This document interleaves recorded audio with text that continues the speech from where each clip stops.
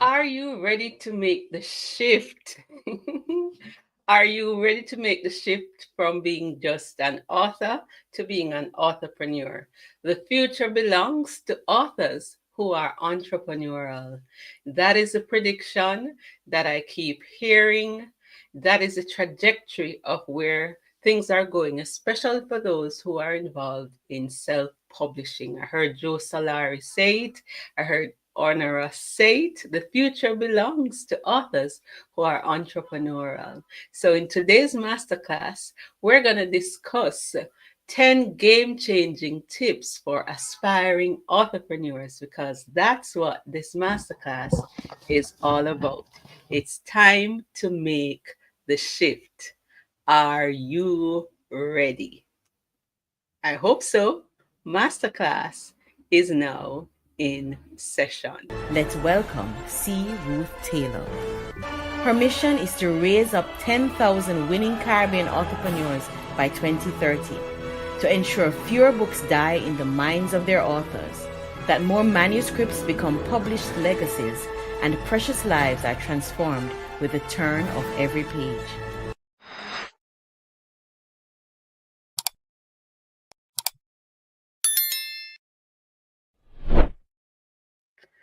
All right, so today's masterclass is backtracking on last week. I had said, as part of the marketing tips for how to market a small book for a big impact, that I would be sharing 10 game changing tips. And after going through the whole episode, I recognized that I had not shared the 10 game changing tips by Joel Friedland. I'd only shared just about three or so because I just got so caught up in the 10-year anniversary and marketing small books for big impact and my plans. And so today I want to pick up on that. And next week, I'm going to talk about different types of entrepreneurs. I'm going to be looking at Neera Mahajan, her book on entrepreneurship, and the types of entrepreneur models. So this week, hopefully, will whet the appetite of those of you who are willing to make the shift to go from author to authorpreneur.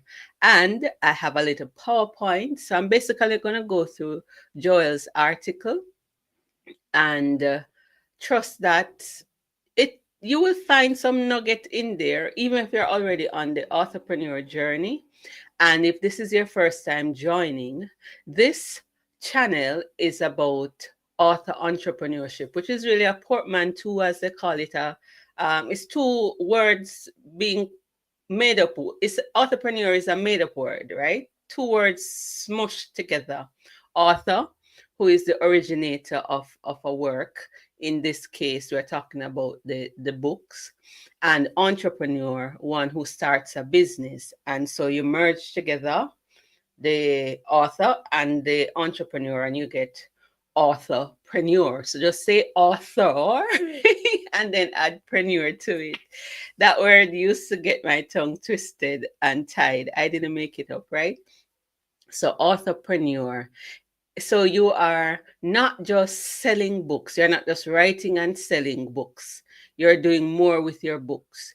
You are creating products and services around your book, and you're looking to turn your book into multiple income streams to increase your revenue. And at the Caribbean Authorpreneur Summit, I did a little presentation on that, and I repurposed that on the Authorpreneur Secrets podcast. So the podcast is primarily audio, and Thursdays will be our live session where I'm talking to you. And in the future, I will also be bringing on some authorpreneurs just to engage with them. For the time being, I'm looking at some of the works of some entrepreneurs. I'm looking for tips and everything that you need to make a living with your book, beyond just selling it. And it's hard. Most authors don't make a living with their books, right? Those who are earning, say, six figures or an average of what was the average I found? Almost 13,000 a year. They are spending more than 50% of their time working on their books. We're talking about self-published authors, those who pay to publish, whether you pay a company or an individual. And the entrepreneurship model is best when you are an independent author and you own the rights to your book. Um, Traditionally published authors, it's a little bit more challenging because you have to go through the publisher, but you can still do stuff. You can use the book as a springboard to generate revenue. Because I see people like Sarah Jakes Roberts and others, they have their tours, they have like their book club, they have different things that they build around the books, yet they are traditionally published. But it's very much easier if you are self-published. So let's get into the PowerPoint. All right. So let me make that bigger and trust that you are seeing the screen. Makes no sense. You go through a whole presentation and then it is not showing on the screen. That happened to me um, last year when I was presenting the Ally findings. I did a whole presentation and my slides were not showing. So I'm checking in. I am not seeing anything, but I will refresh because I'm supposed to be live. But whether I'm being seen or not, here we go. All right, and I trust that everything is in order. So the number one thing Joel says is one. Well, before I get into what Joel says, there's a big opportunity for creatives. The creative and cultural industries is growing fast. 4 years ago, UNESCO declared that creativity is the industry of tomorrow. And right here in Jamaica, as part of our Vision 2030 National Development Plan, it talked about publishing as a tool for socioeconomic development. So I have talked about these things before. So this is not new if you've been following me. All right, so let's get to the next slide. The self-publishing industry itself is,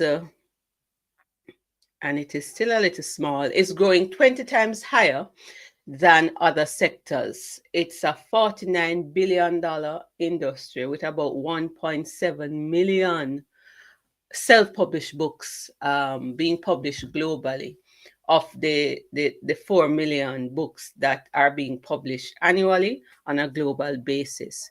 So self-published authors, on average, because you do have the 1% and others who are earning more, are out earning their traditional counterparts.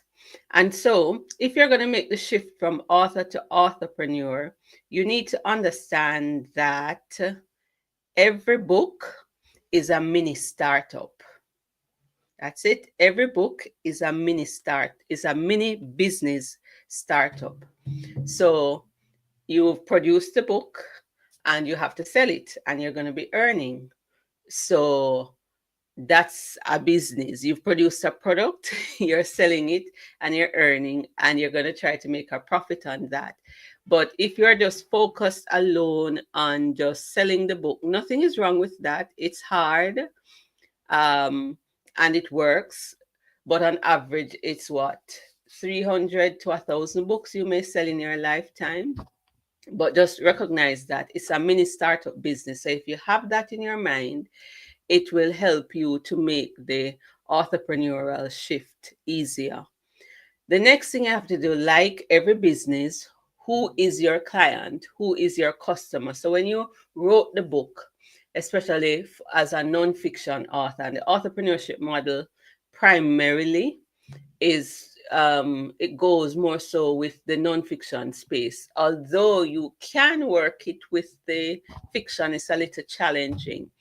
So it's not any and every book that really fits this model, right? So who is your audience? Who is the best audience for your book. You have to find the best audience and keep in touch. So if you wrote a book about your story, for example, I'm going to go back to Unbroken Strides. This is a memoir that can become a business book building on your story. Unbroken Strides is about a woman who finds success despite having lost one of her legs, right? So you would say she has a disability, but she didn't allow that to stop her. That book could be used to launch her speaking career. So that's another income stream. And her audience would be anybody facing a disability, and just anybody going through a trial. So that would, you have to choose your audience, right? People who love stories like that, and then keep in touch with them. How do you keep in touch with them? Some persons, they form groups or communities. So if they form a Facebook community, so they bring the audience to them and bring them together.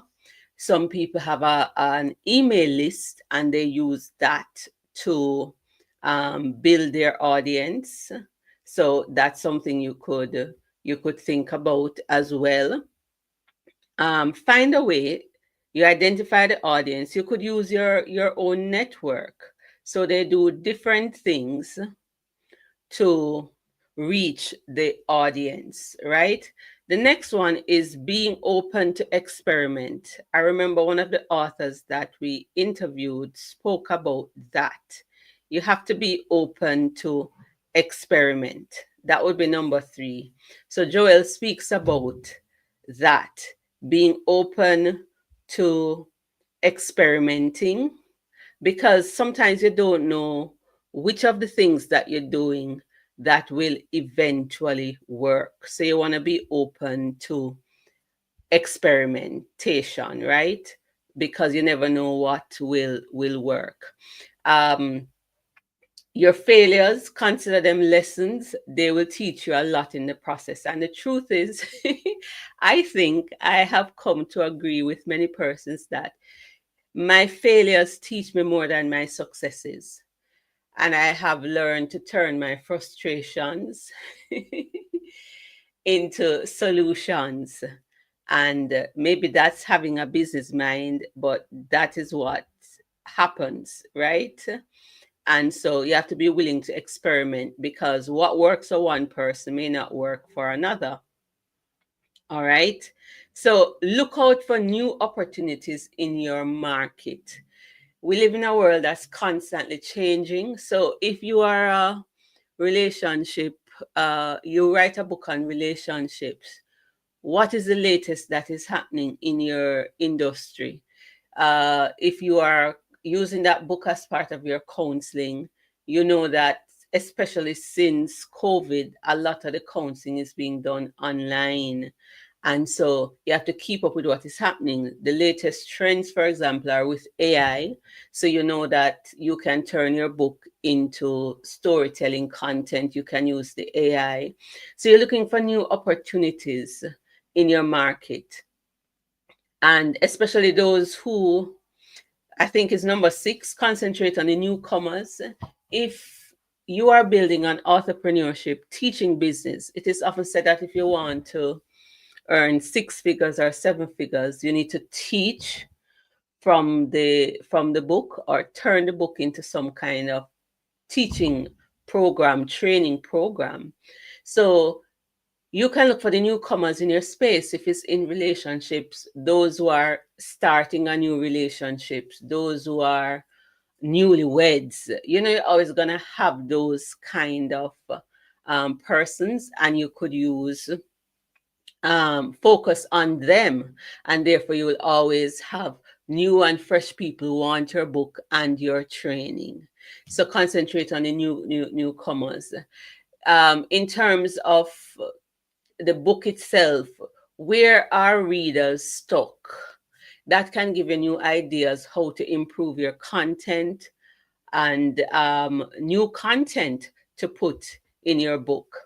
Then he says, number 7, get over your reluctance to market. And he says, marketing is not selling, right? And I know marketing is almost a dirty word for authors. But if you're going to be an authorpreneur with an author with an entrepreneurial mindset, then you are going to be different.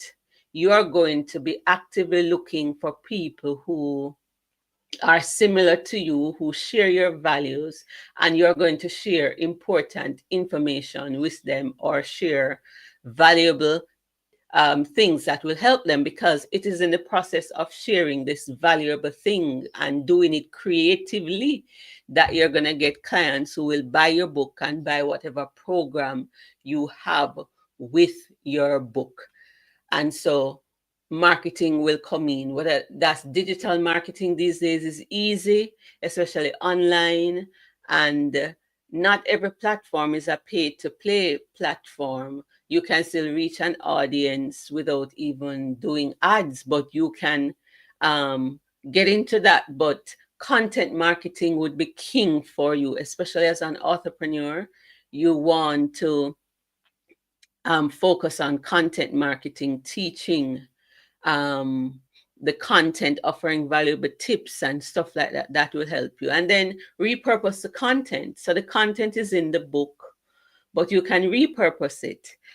I discovered a tool, and it's going to be the next podcast episode recently. I think it's Google Notebook LM. You can feed it maybe a page from your book, a chapter or something, and you know that it can take that content and create a whole podcast episode, do an audio review, and you can select clips from that you can short things that you can produce. You have in video AI, you can take portions of your book and do that. I know we're saying the same things, but if you are new to this and are considering making the shift, this is important, that part of what you do will be to repurpose your content. So not everybody is going to read what you have written. In fact, sometimes people use the reading objection to say people are not reading or readership is on decline, to not write and publish books. But you can use this to your advantage.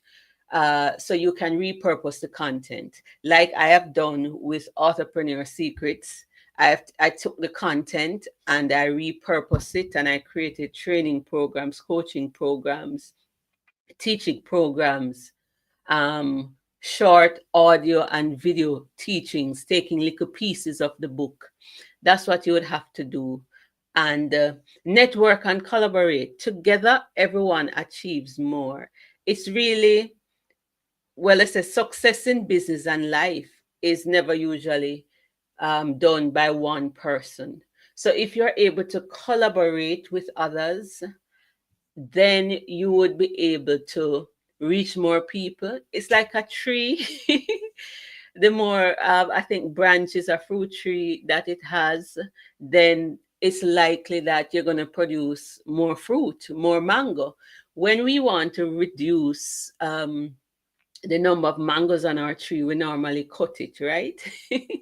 And so we would have less for that season. If you look at the branch as a network, if you network with others to do events, or even for me in business, I was a solopreneur for a long time. And in November 2021, 3 authors came together, myself and 2 other authors, and we built Bamboo Sparks. And so where I am weak, they are strong. And so what you have there is 3 different audiences coming together, 3 different network systems. And I recognize that we get more done because it's not just one person trying to do everything. So if you can network and collaborate, that will go a far way on your entrepreneurship journey. And I'm going to share the final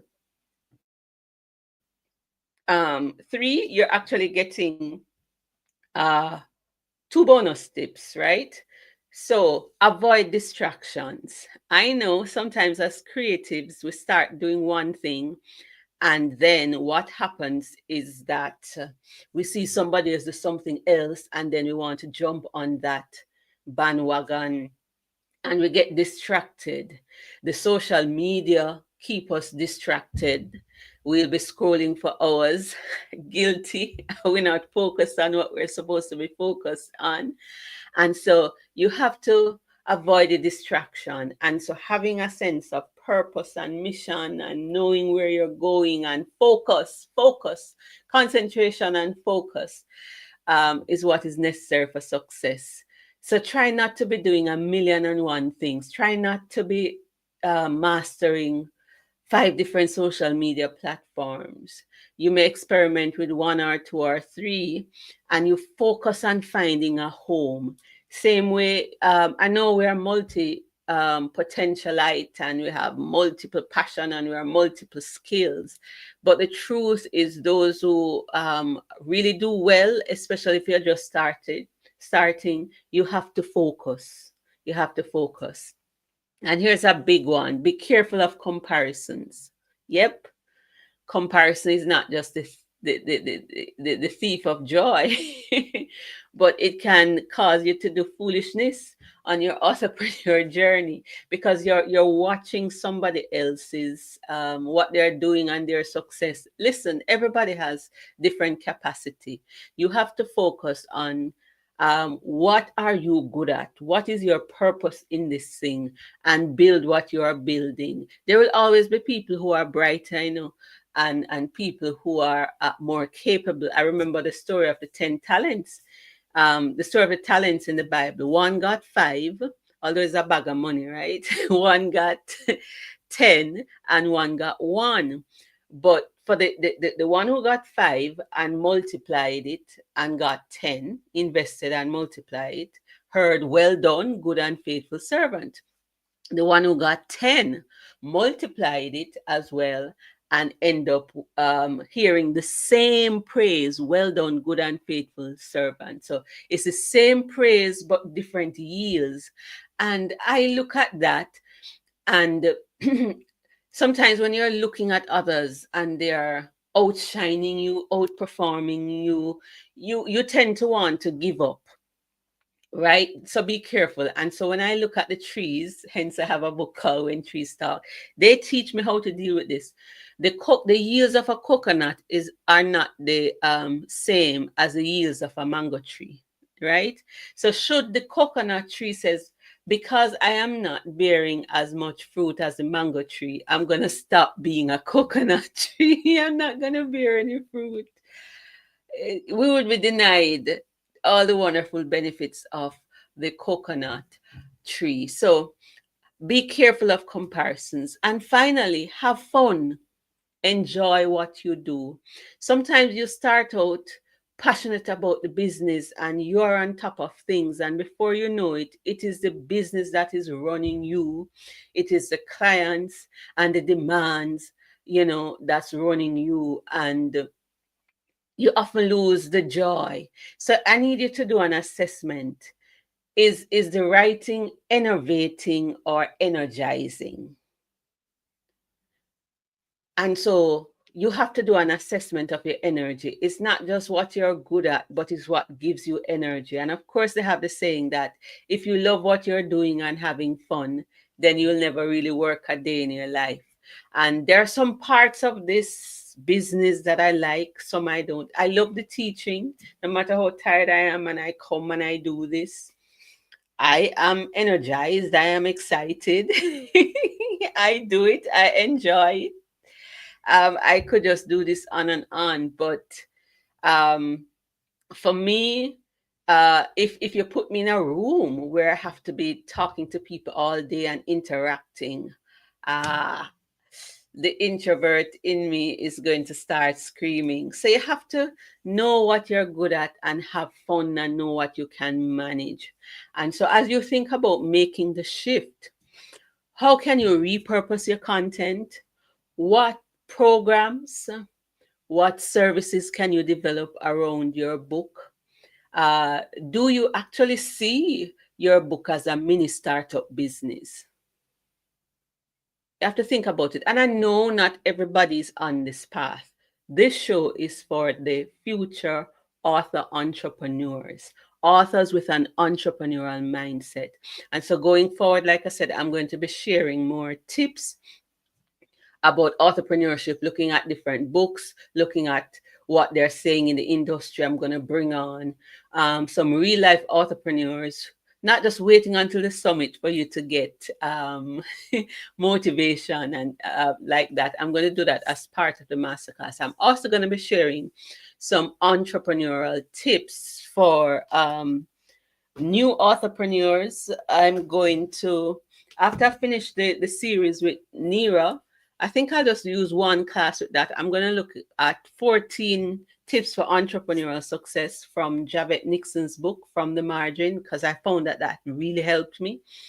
And so stay tuned. And as usual, if you find these episodes insightful and helpful, spread the word, subscribe to the channel, and most importantly, take action. One of the things, sometimes you're online and you're just reading and you're watching the stuff and you're just consuming a lot of information and nothing changes. I pray that you will go from ideas to implementation, from information to implementation. And so remember, of making many books, there is no end. So go pen it to win it and dominate entrepreneurship. Ta for now, until next time. Bye.